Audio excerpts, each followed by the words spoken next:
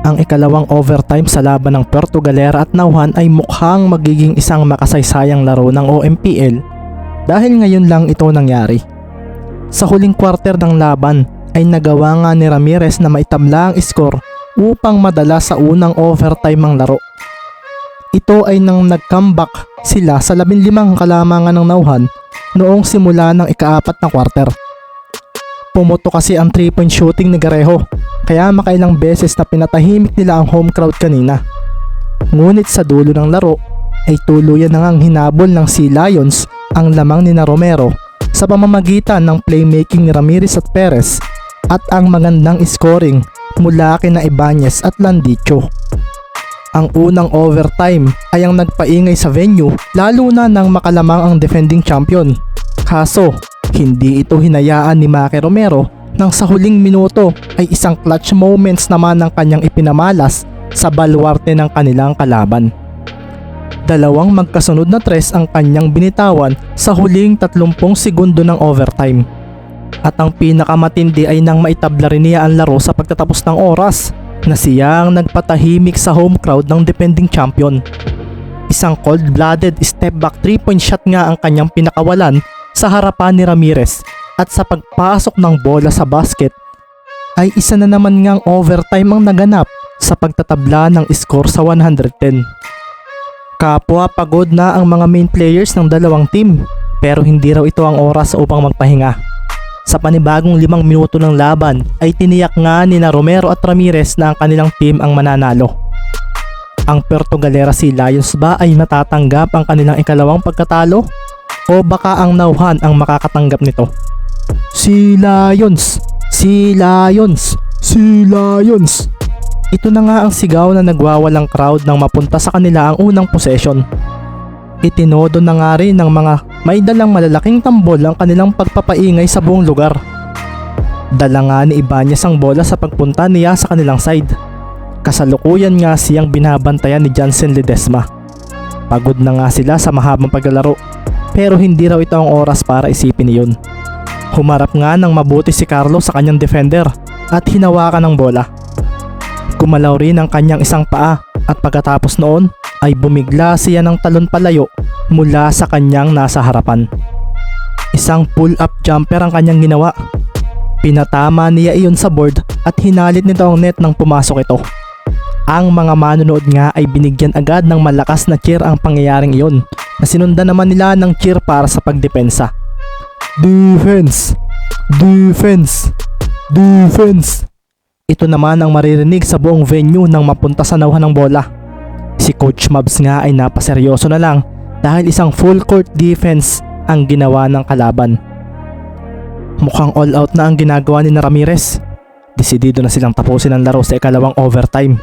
Sabi nga ni Coach Mabs na napahalukip-kip habang nakatingin sa court. Sinambot naman nga ni Garejo ang bola dahil si Maki ay pinagtutulungan ni Ramirez at Perez. Nang mahawakan nga ni Dexter ang bola ay siya namang pagbalik agad ni Perez sa kanya. Ang pagkakataong iyon din ang ginamit ni Maki para pasimplihan ang tulak si Ramirez. Tinakasan niya ito at ginamit ang katawan ng kanilang sentro para sa screen. Dito nga ay agad siyang tumakbo at hiningi ang bola mula sa kakatawid pa lang na si Garejo na sinusubukan naman ni Perez na maagawan. Ibinato nga pataas ni Garejo ang bola at tinalo naman ito ni Maki.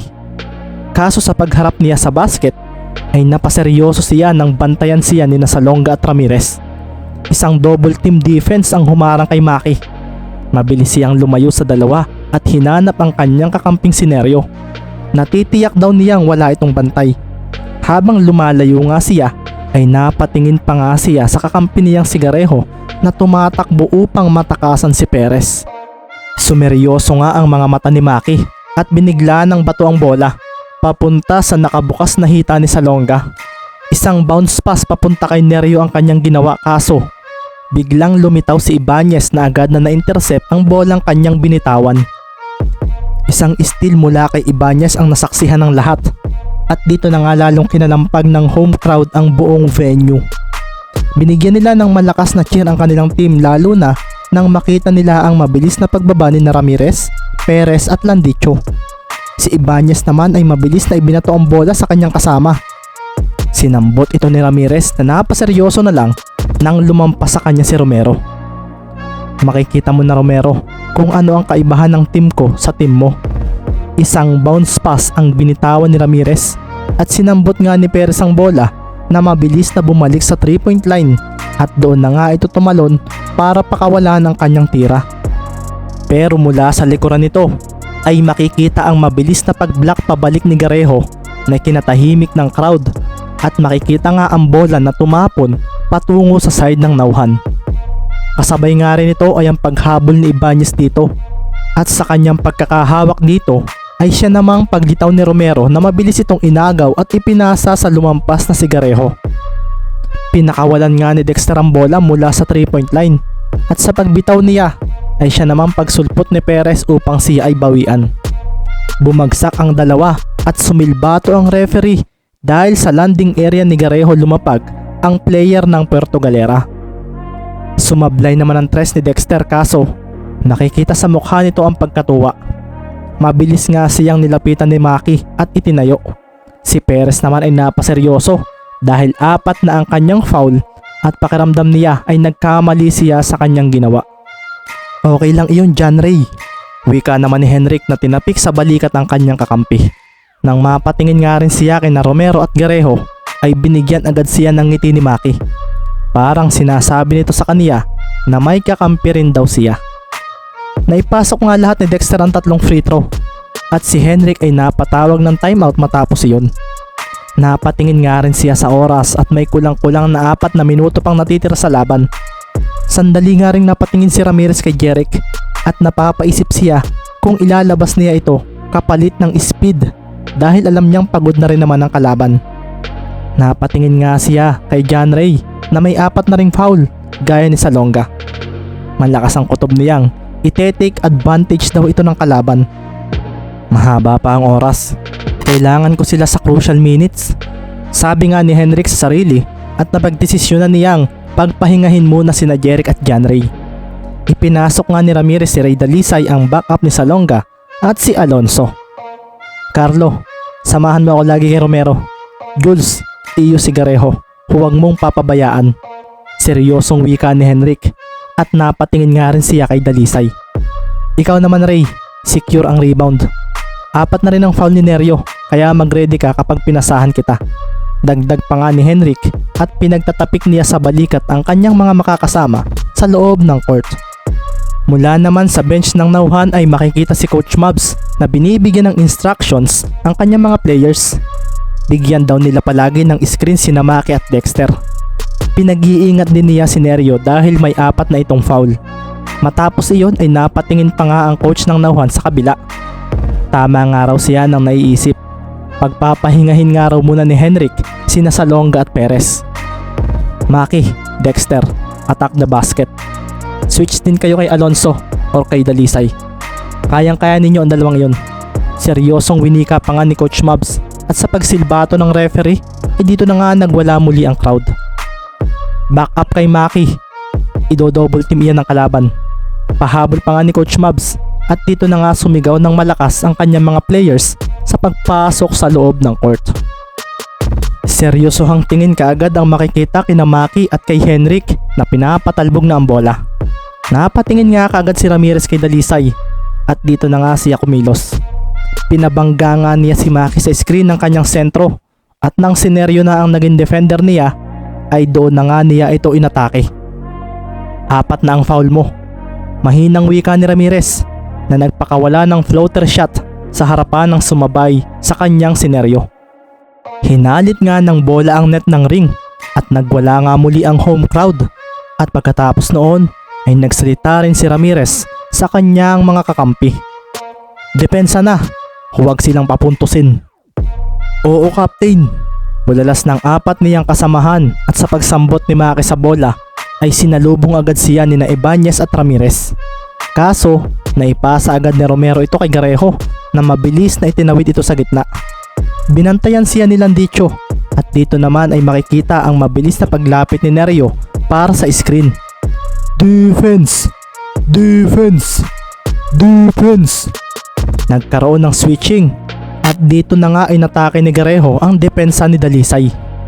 Mabilis niyang pinatalbog ang bola at sa paglapit niya sa basket ay binigla niya ng hawak ang bola at pinaangat ang katawan sa ere. Napatalo naman si Dalisay sa pakagat na move na iyon ni Garejo. Napangiti nga si Dexter at dito na nga siya humakbang para lumapit sa basket. Iniwanan niya si Dalisay at isang libreng layup ang kanyang binitawan. Pumasok iyon at kasabay noon ay ang pagsigaw ni Coach Mabs. Baba agad, depensa! Bulalas nito dahil si Ibanez at Landicho ay tumakbo kaagad sa side nila. Hinabol naman agad ito ng mga kasamahan ni Maki.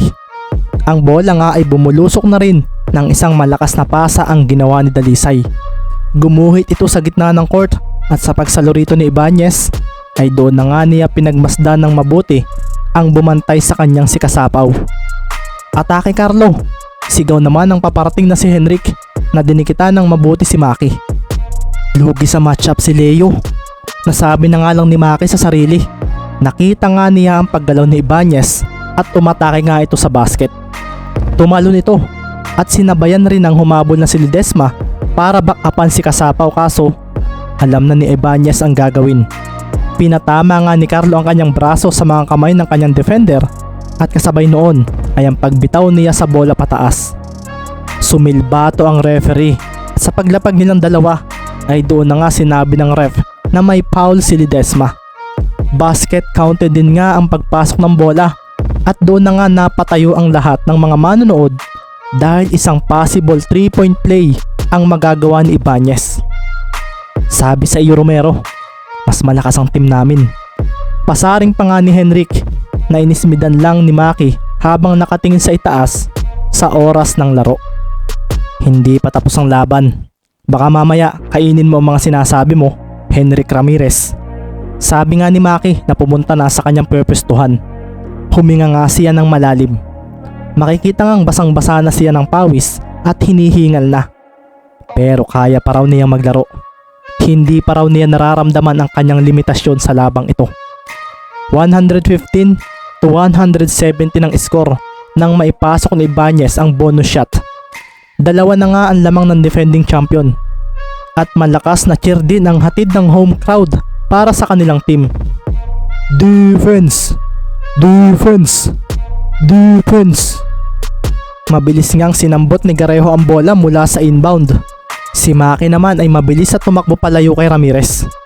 Pagdating nga niya sa kanilang side ay agad niyang inatrasan si Henrik para postehan. Nakita iyon ni Dexter at dito na nga rin siya napatingin kay Nerio. Napatakbo nga ito upang magbigay ng screen at nakita nga rin niya ang pasimpleng paggalaw ni Ibanez papunta sa pwesto ni Maki. Tiningnan din naman niya ang naiwan na kakampi niyang si Ledesma at agad niyang ipinasa rito ang bola. Libre nga si Ledesma, kaso mabilis na bumalik si Ibanez at dinikita nito. Napangiti pa nga ito para pakabahin ito. Pasa Jansen! Sigaw naman ni Maki at dito na nga ito lumitaw mula sa ilalim ng basket. Binigyan siya ng screen ni Nerio para maiwan si Ramirez.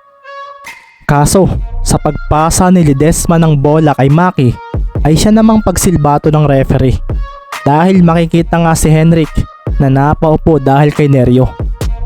Foul green number 4, bulalas ng referee at makikita nga ang munting ngiti kay Ramirez nang marinig iyon. Illegal screening ang ibinigay sa team ng nauhan ng referee. Si Nerio naman ay nagulat sa tawag na iyon at napareklamo agad sa referee. Ref, anong foul dun? Bulalas nga ni Nerio at si Coach Mabs nga ay napailing sa nangyari. Ginamitan nga sila ni Henrik ng kaunting acting at gulang sa play na iyon. Si Maki nga ay seryoso na lang na hinarangan si Nerio dahil nagre-reklamo pa rin ito sa referee. Tama na Chris, pumunta ka na sa bench. Huwag mo nang hintayin na matawagan ka pa ng technical foul. Pero Kap, walang foul sa Alam ko.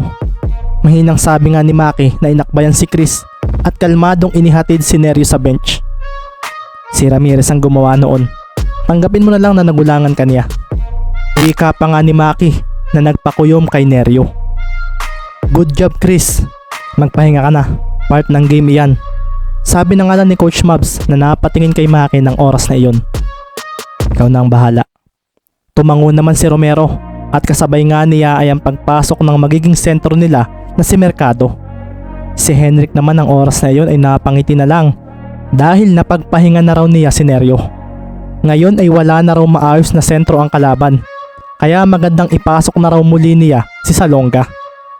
Bumalik sa Puerto Galera ang bola at makikita ngang kalmadong pinapatalbog ito ni Henrik. Sa pagdating nga niya sa kanilang side ay makikita nga ang pagharang sa kanya ni Romero. Huminga ng malalim si Maki at naglabas ng kaunting paghinga. Ibinaba niya ang kanyang tuhod at iniangat ang kanyang mga braso. Si Henrik naman ay pataas na binitawan ng bola. Pinasa kaagad niya ito sa sentro na si Jeric at sa pagsambot nito ay siya namang pag-iingay ng crowd. Pinostehan agad ni Salonga ang kanyang bantay na si Mercado. Kaso, hindi naman papayag si Romero na mangyari iyon at bumigla nga siya ng takbo papunta kay Salonga. "Jeric, balik mo rito!" Bulalas agad ni Henrik, kaso napaseryoso siya nang harangan siya ni Garejo. Napangiti naman si Maki nang mangyari iyon. Si Salonga naman ay mabilis na hinanap ang kanyang ibang kasamahan. Kaso, gaya ng isang tipikal na sentro, hindi mahusay na passer si Salonga.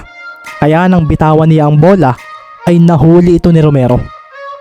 Tumapon ang bola palayo at makikita naman ang mabilis na pagtakbo ni Dexter dito. Pinalo niya ito pabalik sa loob at napangiti siya nang masambot ito ni Maki Romero. 2 minuto na nga lang ang natitira at sa paghawak ni Romero sa bola ay dito na nga siya napangiti at bago pa man siya pagtulungan ni Ibanez at Ramirez ay nilampasan na nga lang niya bigla ang ace player ng kalaban. Isang dribble papunta sa likod na sinabayan niya ng sidestep ng katawan ang kanyang ginawa. Nagawa nga niyang linlangin si Ramirez. Napaseryoso na nga lang din ito nang hawiin niya ito ng pasimple gamit ang kanyang kaliwang bisig. Naitawid nga rin ni Maki ang bola sa gitna at napaseryoso si Ramirez nang tumalon agad ito. Isang tres ang pinakawalan ni Romero na mabilis na sinabayan ni Ramirez. Nagdilim ang paningin ni Maki ng sandaling iyon at sa paglapag nilang dalawa ni Henrik ay doon na nga sila natumba.